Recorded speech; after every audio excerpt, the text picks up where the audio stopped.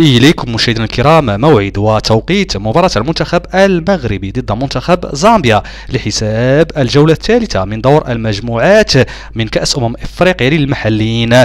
المباراة ستلعب يوم غد الخميس بداية من الساعة 2 بتوقيت غرينتش، 3 بتوقيت الجزائر، تونس، المغرب وأوروبا، 4 بتوقيت مصر، ليبيا، السودان والعراق، 5 بتوقيت مكة المكرمة، و6 بتوقيت الإمارات.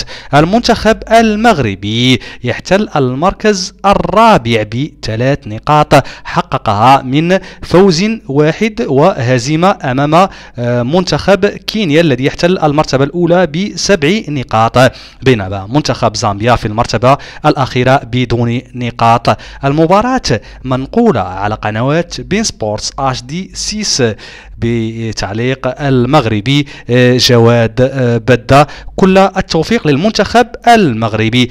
برأيكم هل سيتمكن المنتخب المغربي من تحقيق الفوز وبالتالي الحصول على 6 نقاط؟